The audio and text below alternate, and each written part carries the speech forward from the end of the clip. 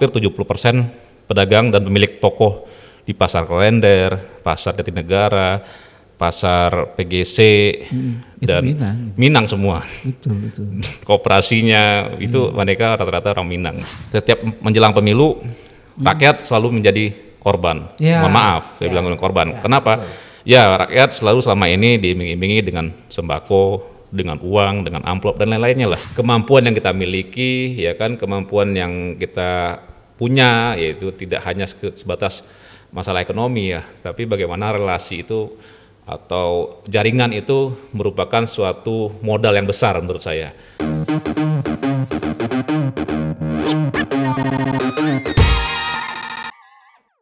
Halo, jumpa lagi dengan saya Hadi Suprapto, pemimpin redaksi Harian Haluan, harianhaluan.com. Kali ini kita kedatangan tamu politikus muda yang bersinar di Gerindra. Namanya terkenal lah, keren. Namanya Braditya Maulevi, atau kita sering panggil dengan Bang Levi. Siap. Sore Bang. Sore Bang, Assalamualaikum. Waalaikumsalam warahmatullahi Siap Bang. wabarakatuh. Namanya susah amat ini. Braditya Maulevi. Siap Bang. Saya ngapalin dari tadi, ngapal apa? Agak susah ya Bang. Sampai buka handphone semua. Ada cerita di balik nama itu nggak sih?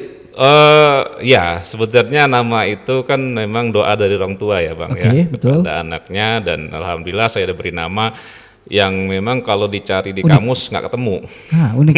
Unik ya kan, mau bahasa Inggris, bahasa Itali, bahasa apapun lah di dunia ini, karena memang itu punya arti khusus.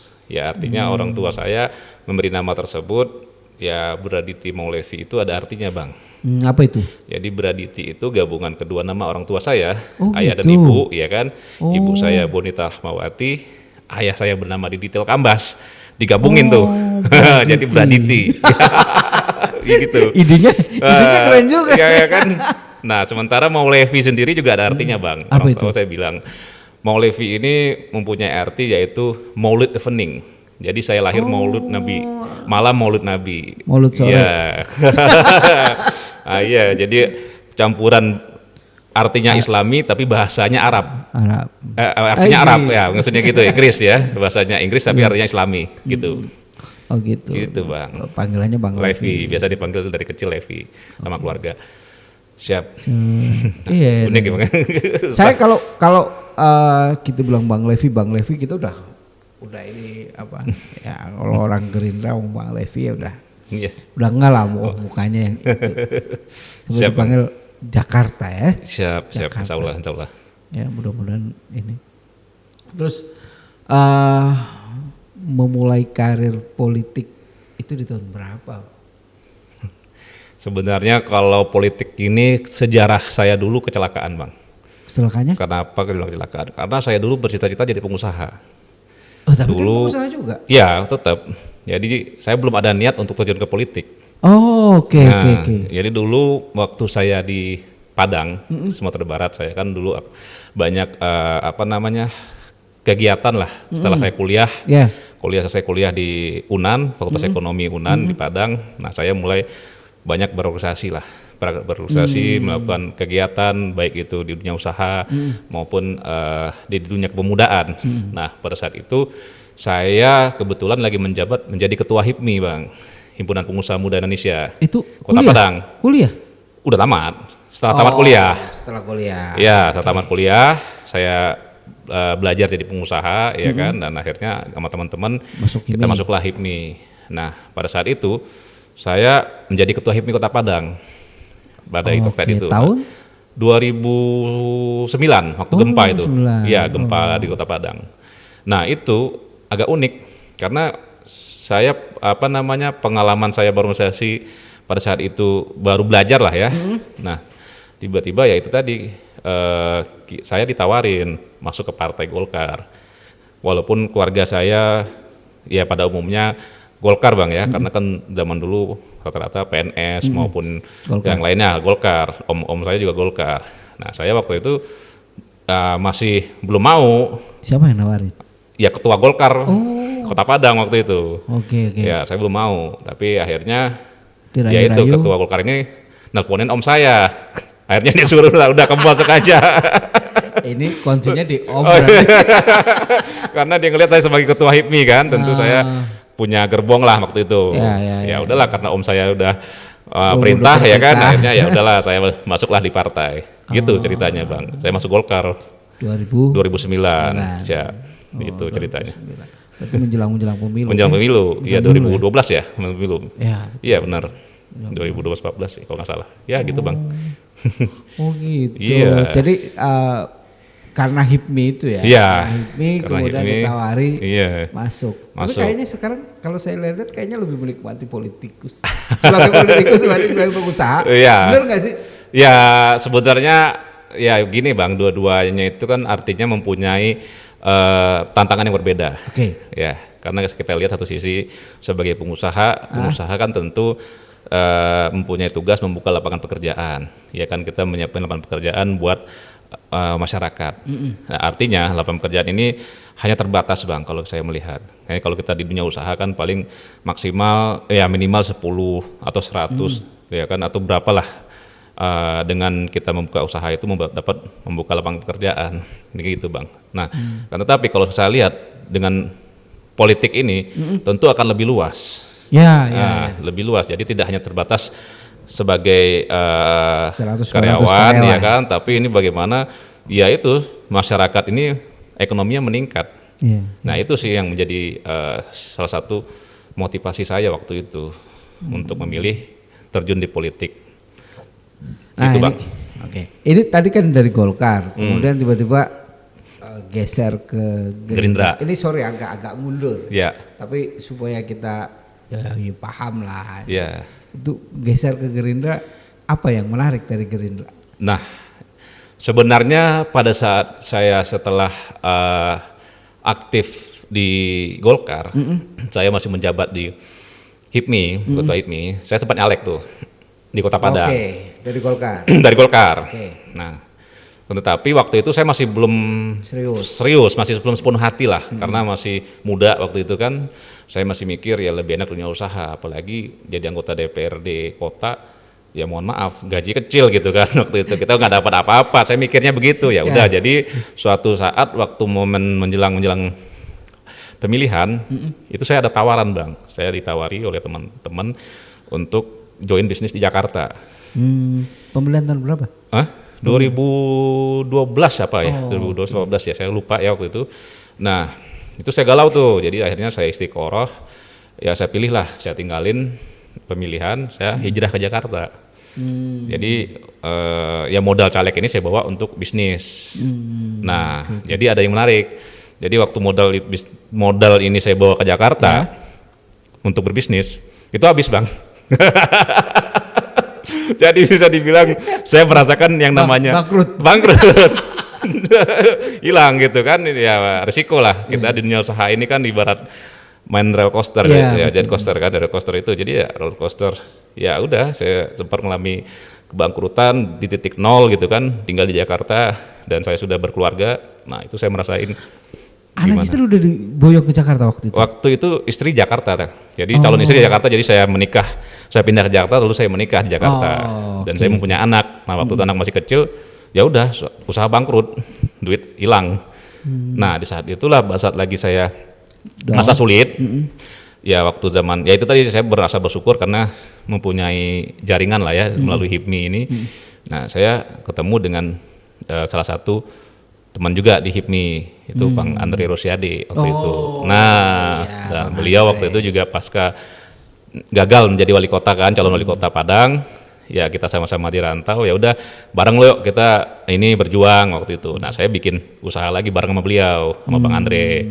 Nah, menjelang 2019, beliau maju nyalek di DPR RI waktu itu di Gerindra. Nah, saya bilang ya udahlah, lo nyalek, gue tetap nyari di usaha, di bisnis. Tapi belakangan dia bilang ya udah temenin lah katanya kan.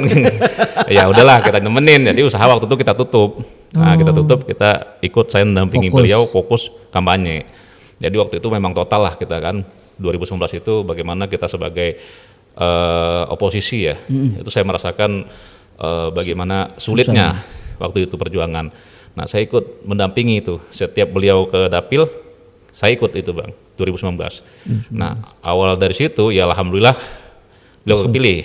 Setelah beliau kepilih, saya udah bilang, ya udah Bang, saya mau fokus di usaha ya. Lu fokus di DPR. Ya udah, berapa bulan sih bertahan. Nah, setelah itu beliau ditarik lagi. Ya, beliau udah dipilih menjadi ketua Gerindra Sumatera Barat waktu itu. Ya. Nah, saya ditawarin, saya masih ragu-ragu gitu kan. Aduh, saya bilang, saya mau mulai usaha lagi nih kan, udah kembali lagi ke dunia usaha. Sementara beliau dipercayai, itu menjelang COVID itu, beliau dipercaya lagi menjadi ketua Gerindra Sumatera Barat. Wah, saya bilang gimana ini ya kan. Tapi akhirnya minta diskusi sama keluarga, ya kan, istri, ya udahlah. Ya nggak apa-apa kalau memang itu sudah menjadi permintaan dari Bang Andri sebagai ketua, ya sebagai sahabat tentu harus ikut mendampingi lah waktu itu. Ya udah, saya ikutlah menjadi menjabat wakil ketua di Gerindra Sumatera Barat. Mulai fokus. Mendampingi beliau lah waktu itu, setiap reses kita dampingi, sampai suatu saat, ya itu tadi beliau bilang, ya, lu majulah di DPRD DKI. Wah, saya bilang, ngapain di DPRD DKI? Saya kan di Padang gitu Bang. Ya karena di DKI ini orang Minang banyak Bang. Betul. Hampir ada sekitar data 2019 yang lalu 1.800.000 warga Minang di DKI. Dan itu solid. Nah, sementara anggota DPRD ini ya yang ibarat identik dengan Minangnya belum ada gitu kan. Walaupun ada beberapa yang mereka keturunan Minang tapi mereka lama di Jakarta kan. Butuh berapa suara? Sorry. Saya sih target 20.000 Bang. 20.000. 20.000 nggak nyampe 10%. Ya insya Allah mudah-mudahan. 1% orang Minang. Kebetulan kan kita aktif di IKM juga Bang. Kita ada paguyuban namanya Organisasi Paguyuban Ikatan Keluarga Minang. Nah itu ketua umumnya Fadlizon, Bang Andre ketua harian, dan saya sebagai wasekjen. Jadi ya alhamdulillah sih ya melalui IKM ini kita udah selalu berkoordinasi lah dengan teman-teman maupun sahabat-sahabat yang di rantau ini. Dan IKM ini juga udah sampai dari Aceh, Papua Bang, sampai ke luar negeri pun sudah ada. Jakarta gitu. Berapa sih Mas Cuk? Jakarta DKI 5. DKI. Iya, Jakarta Timur, itu kan timur dibagi 3 tuh.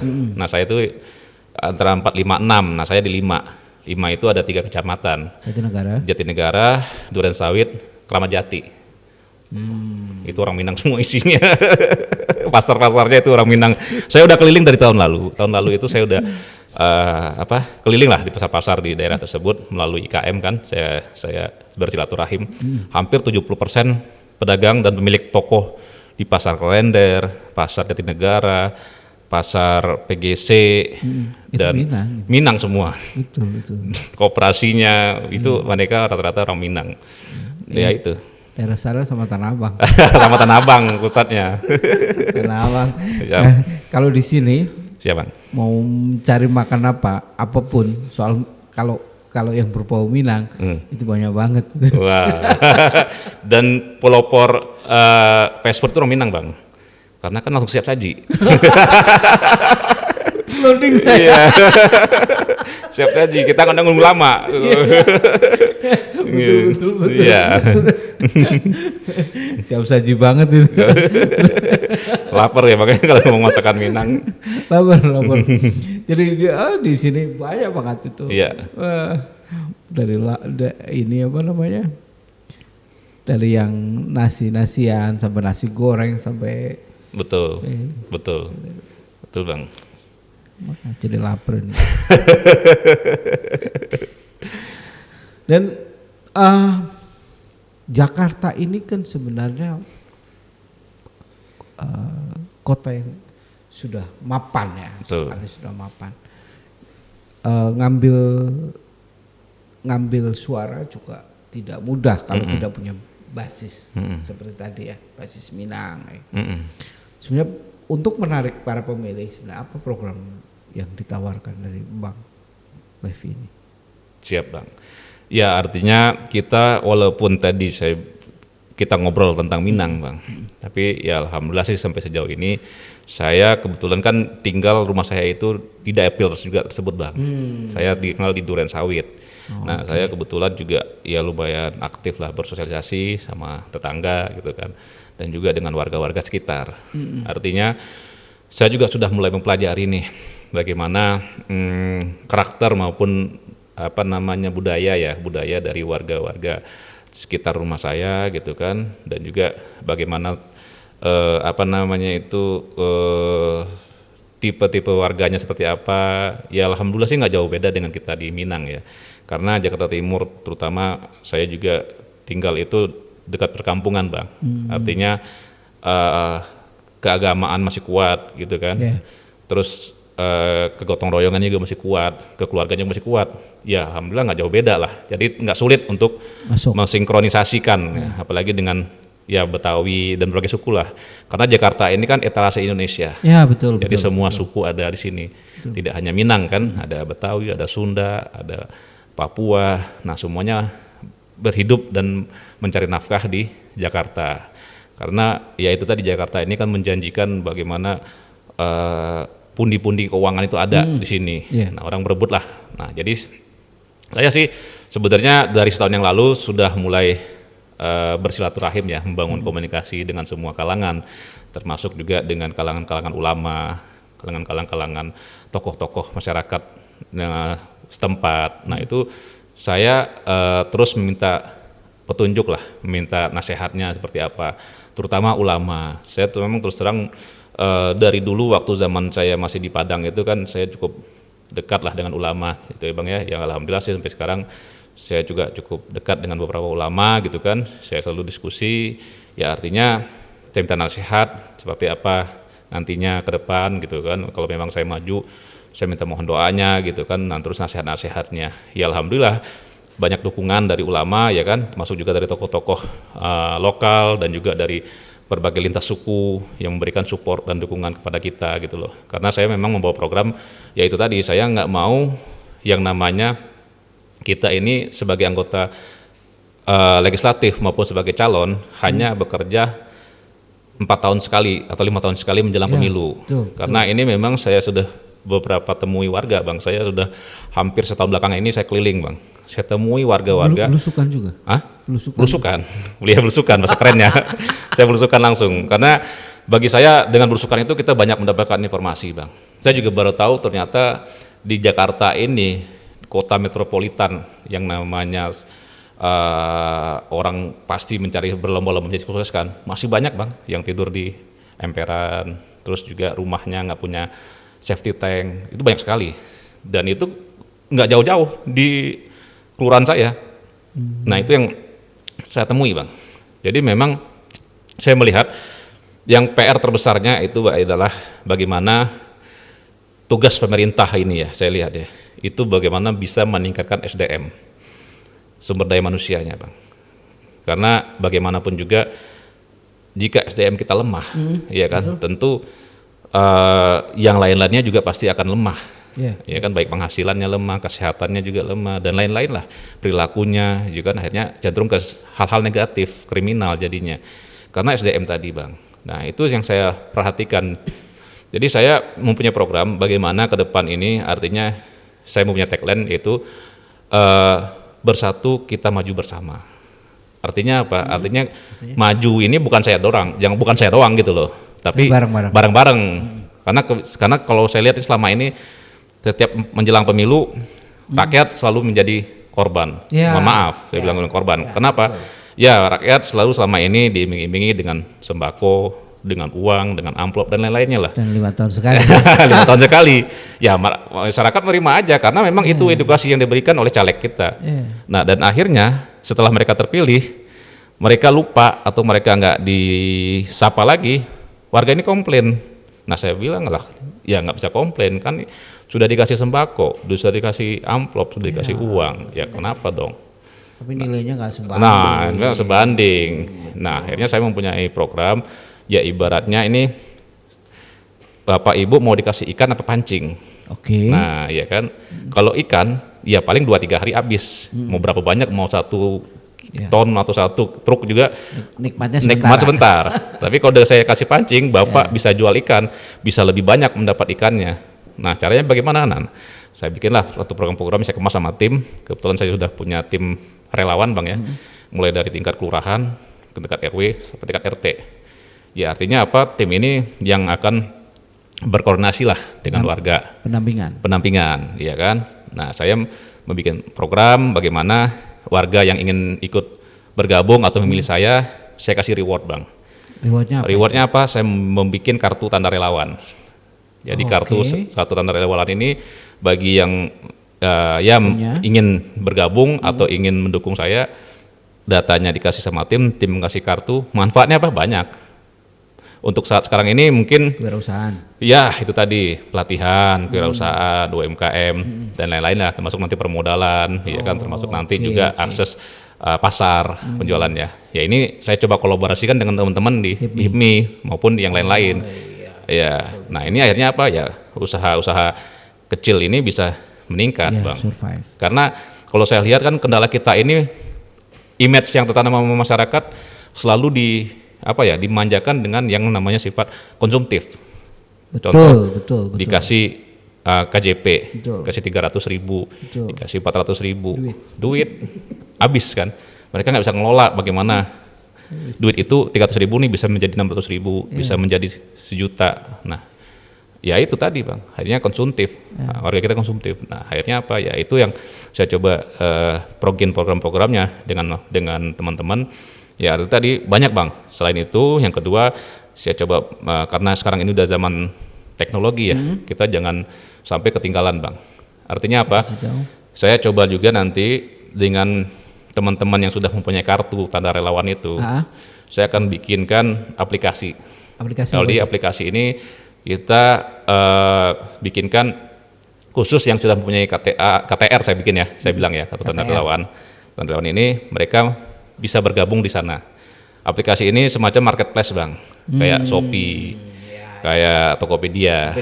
Tapi ini khusus dulu nih, masih ya 20.000 kalau mereka interaksi, seenggaknya hal kecil aja, Bang, jual kue kah, atau jual pakaian kah, atau apakah, mereka kan bisa jualan di situ, dagang, dan mereka bisa ya itu kirim dan ya skala kecil aja kita coba dulu, Bang. Nah itu kan zaman sekarang Tanah Abang banyak tutup, Bang. Mereka jualannya di marketplace online. Nah ini kita jangan sampai kita ketinggalan, ya kan? Nah kita siapkanlah tempatnya. Itu salah satu poinnya, Bang. Banyak manfaatnya. Edukasi penting itu. Iya benar. Nah jadi ya edukasi tentang SDM harus kita benahi lah artinya. Ya artinya saya mesti komitmennya ya itu tadi. Kalau saat ini mungkin belum banyak manfaatnya. Ya insya Allah nanti kalau saya kepilih ya macam lah, ada resesnya juga.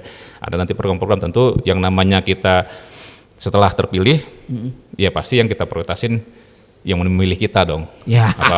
Iya kan. Jadi mohon maaf bukannya kita ini ya membeda-bedain ya, tapi ya aslinya siapa yang memilih kita kasih reward lah.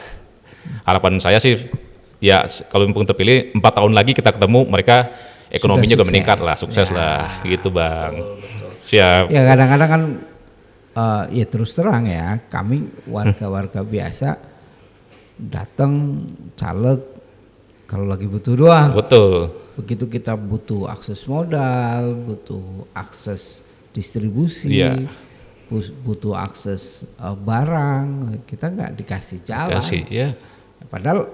Padahal yang diperlukan sama masyarakat kan sebenarnya itu. Betul.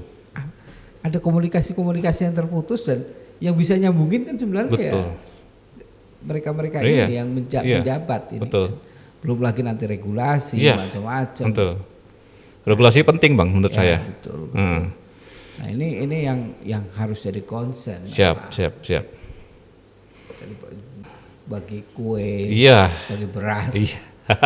Tapi memang itu kayaknya udah mentradisi, Bang ya. Jadi saya lihat hampir merata, Bang. Saya udah keliling nih di seluruh pelosok-pelosok lah ya, ke daerah-daerah yang kecil pun, maksudnya ya ekonominya lemah pun ya mereka masih mengharapkan itu. Edukasi.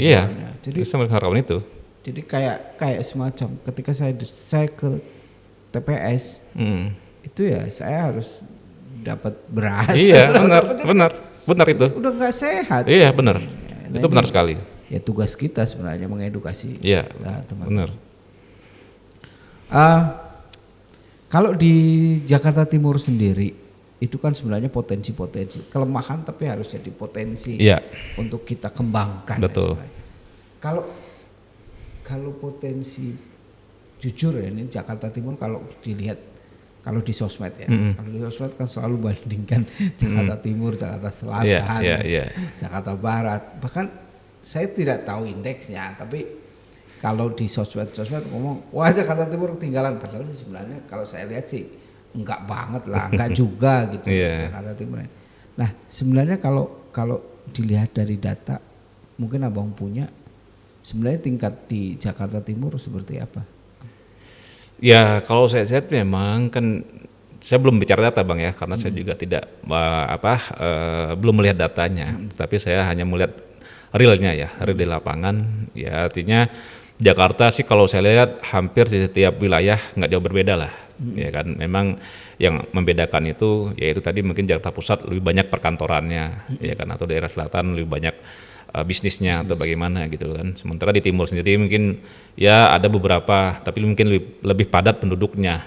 Karena dari sisi dapil DPR RI sendiri pun Jakarta Timur sendiri bang, dapil 1. Yang lain digabungin utara barat jadi satu kan. Pulau Seribu. Ya Pulau Seribu. Bahkan sampai luar negeri. Jakarta sampai luar negeri ya kan. Ya artinya dari segi jumlah penduduk kita paling banyak. Ya kan. Itu ya. Karena dari ya itu tadi kita lihat dari pemetaan pemilu DPR RI-nya perwakilannya kan. Ya artinya kita mempunyai kelebihan resources ya kan, warga penduduk. Ya ini yang mesti kita manfaatin menjadi suatu kekuatan. Ya kan, kekuatan dalam arti kata SDM ini harus meningkat. Jadi jangan hanya SDM yang low gitu aja, yang di bawah gitu kan, bagaimana bisa menjadi middle dan menjadi up lah gitu loh kualitas SDM-nya. Itu sih. Kalau potensi industri kreatif di Jakarta Timur? Lumayan bang, saya lihat industri kreatif anak-anak muda rata-rata Gen Z itu mereka sudah ya nggak bisa kita iniin lagi ya, mereka udah berkembang dengan sendirinya. Artinya dengan kebebasan teknologi ya kan, dengan adanya medsos dan lain-lain, ya mereka otomatis ngikutin tren yang sekarang. Saya rasa industri kreatif ini memang hal yang menarik ya, karena bagaimanapun juga ini suatu pasar yang masih belum diseriusin oleh pemerintah kalau saya lihat ya. Karena memang ini kita lihat hal-hal kecil lah industri kreatif ya kan, seperti podcast dan lainnya lah, itu kan makin tren lah di warga kita gitu loh. Nah ini harus ya regulasinya harus benar-benar yang saling mensupport lah gitu loh. Jangan sampai nanti mati suri gitu loh. Nah itu sih menurut saya. Bang sedikit dong soal bisnis. Soal bisnis tadi kan dari kampus sudah mulai coba-coba bisnis kan. Kemudian masuk HIPMI, itu dulu bisnisnya apa pertama kali? Pasti kan yang namanya mahasiswa ego untuk jalan-jalan, ego untuk nongkrong itu kan jauh lebih tinggi dibandingkan membangun bisnis. Sementara abang bisa tuh membangun bisnis, kemudian sampai di usia masih muda udah ketua HIPMI. Gimana? Sebenarnya sederhana bang. Dulu waktu zaman kuliah, saya masih ingat tuh. Zaman kuliah itu kita kuliah di daerah ya, kalau kita bahasa dulu kan anak daerah nih, kuliah di Padang kan. Jadi kita itu fashion ngikutin tren di Jakarta. Zaman dulu tuh.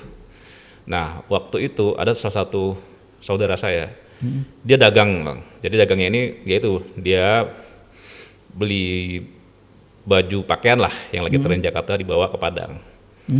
Saya melihat peluang di sana. Saya lihat. Jualan?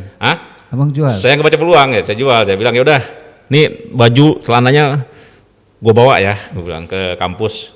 Saya bawa ransel waktu itu. Beberapa 10 saya jual. Jadi jadi tas saya bukan buku isinya. Jadi saya bawa pakaian, saya mau ke kampus dan itu laku bang, habis dalam hitungan. Tanpa modal. Tanpa modal. Ini bisnis calo. Jadi sebenarnya kan nggak perlu modal kita, hanya penting ada kemauan, ya kan, ada kemauan dan satu hari habis. Saya bilang, wah ini 10 piece habis celana, baju, kaos waktu itu. Ingat nggak ngambil untung berapa itu? Wah lupa. Kira-kira? Ya nggak banyak sih yang. Tapi kan lumayan. Tapi lumayan lah, lumayan. Pokoknya waktu itu saya ngerasa menikmati nikmat nyari uang sendiri gitu loh, dengan nggak ada tanggung jawab yang besar, kita mendapatkan uang lebih enak. Nah itu, tapi nggak saya seriusin waktu itu, karena kan turn off lah, karena waktu udah ada uang banyak jadi males gitu kan. Oh, itu pengaruh ya? Iya ngaruh, jadi ya udahlah santai aja lah gitu kan. Jadi kalau jadi kalau udah mulai susah gitu kan, udah mulai pusing, nah itu ada aja ide kreatif. Oh. Nah, jadi itu berawal dari sana, ya akhirnya setelah saya tamat kuliah, saya bingung nih, wah, mau punya usaha apa gitu kan. Karena waktu itu belum ada handphone seperti sekarang kan, waktu itu masih ya terbatas lah, handphone masih Nokia lah waktu itu kan, zaman dulu tuh. Ya akhirnya saya cobalah masuk menjadi karyawan. Saya sempat berpindah-pindah 2 perusahaan, nggak sampai setahun itu Bang, saya berhenti. Di Padang apa? Di Padang, di Padang, saya ikut jadi karyawan sempat. Nggak sampai setahun saya berhenti. Berhenti kenapa? Karena ada teman saya waktu itu main usaha pengadaan di pemerintahan. Kalau zaman dulu kan pengadaan ini lumayan menjanjikan lah kuenya. Kalau nggak ketipu.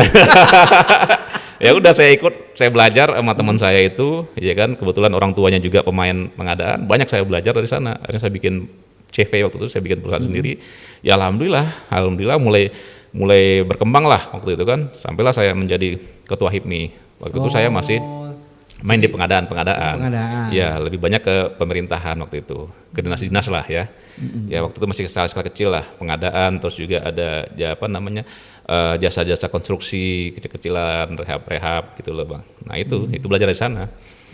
Nah akhirnya berkembang terus, ya itu tadi saya masuk ke HIPMI, saya berpartai, dan akhirnya saya merasa wah ini kayaknya di Padang ya ibaratnya kuenya udah terbatas, pemainnya banyak gitu loh. Ada Jakarta. Akhirnya saya waktu itu saya stuck karena ya itu saya selain ngurus usaha, saya lagi senang juga ngurus organisasi Bang.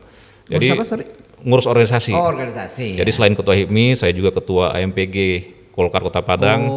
Saya juga wakil ketua KNPI, juga wakil ketua Pemuda Pancasila, wakil ketua Pancamarga. Wah banyak lah. Bagi waktu susah. Kegiatan saya waktu itu setiap malam minggu bukan pacaran Bang. Jadi malam minggu itu saya selalu ngajak teman-teman wartawan ngopi. Ya, jadi malam minggu itu setiap malam minggu di kafe teman-teman wartawan itu, saya di Padang, saya ngajak ngopi, kita cerita waktu itu tentang ekonomi ya, karena waktu itu saya menjabat ketua HIPMI, dan ya itu saya banyak dapat ilmu juga, informasi yang lainnya itu. Akhirnya saya merasa wah ini lama-lama nggak ada perkembangan ini, stuck ini kan. Nah ya udah, jadi pas momennya itu saya masuk menjadi caleg, teman saya nawarin ada project di Jakarta, mau nggak ikut ini? Hijrah itu. Hijrah lah, akhirnya keluar dari Jakarta. Saya mikir ya udahlah, saya punya relasi HIPMI, ya setidaknya saya bisa ngembangin lah gitu kan, dengan saya ada pintu masuk melalui satu project ini, saya bisa ngembangin nih ke yang lain gitu loh. Oh ternyata ya itu Bang. Bangkrut. Tapi sekarang udah ini kan, perusahaan-perusahaan autopilot kan? Ya. Sekarang sih udah beberapa ya usaha ya, artinya kita sih lebih banyak saat ini bagaimana saling sinergi aja sih Bang. Jadi ada beberapa teman kita join gitu kan, ya artinya saya sebagai advisor lah gitu kan. Nah yang usaha saya sendiri juga ada. Ya jadi ya ibaratnya kalau kita nyimpan telur itu jangan di satu kantong Bang, tapi di banyak keranjang. Nah itu sih, walaupun kecil tapi banyak. Takut pecah. Kalau di Cimpenda tuh pecah semua. Pelajaran dari saya yang dulu Bang. Tapi saya suka ini. Iya.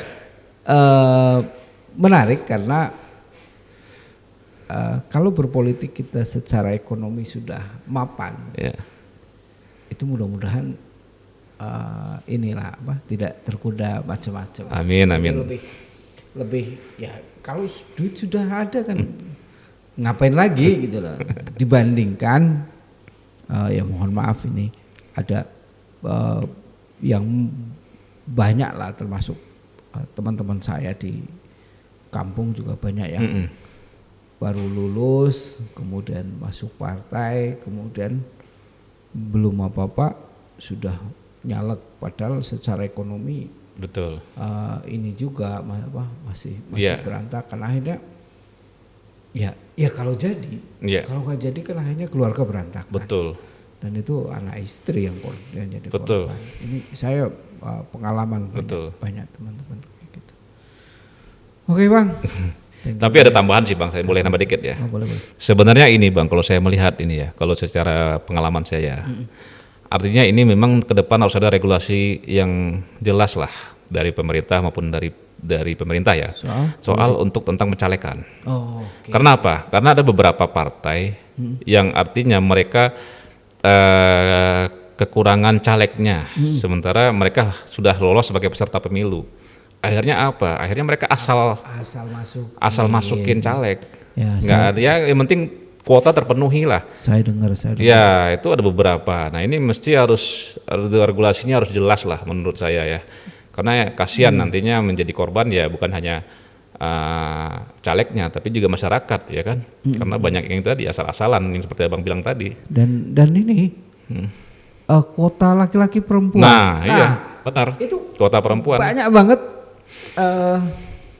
Iya. teman yang tiba-tiba masuk di Betul. di Seharusnya CS. sih kalau menurut saya pribadi, pandangan saya ya, yang namanya partai yang ikut berkompetisi itu ya artinya memang yang udah mempunyai harus siap lah, mempunyai kader yang jelas, ada kaderisasinya, ya kan seperti Golkar dan partai besar lah, Gerindra dan lain-lainnya itu.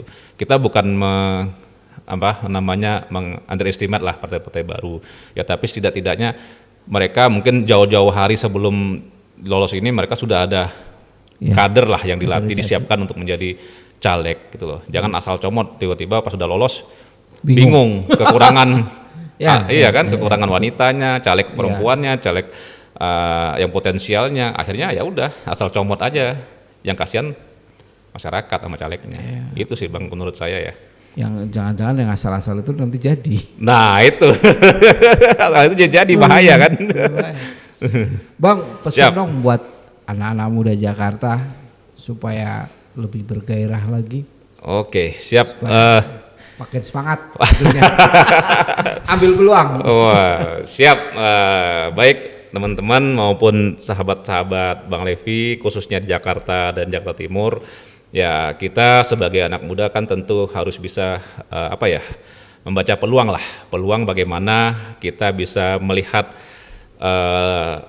kemampuan yang kita miliki, ya kan, kemampuan yang kita punya, yaitu tidak hanya sebatas masalah ekonomi ya, tapi bagaimana relasi itu atau jaringan itu merupakan suatu modal yang besar menurut saya. Artinya apa? Artinya teman-teman ya silakan berkreativitas ya kan yang baik gitu kan, gunakan dan manfaatkan relasi yang ada, dan yang pasti kita harus mempunyai mindset bagaimana kita bisa menghidupkan atau mengerjakan orang lain gitu. Jadi bagaimana artinya anak muda nih harus semangat ya kan, kerjasama sama teman-temannya, bentuk suatu kegiatan yang positif, terus maju, dan jangan lupa maju dan bergerak maju bersama Bang Levi. Ya. Thank you Bang. Siap Bang, terima kasih Bang. Oke, sampai jumpa lagi. Lain lagi. Siap. Terima kasih. Waalaikumsalam.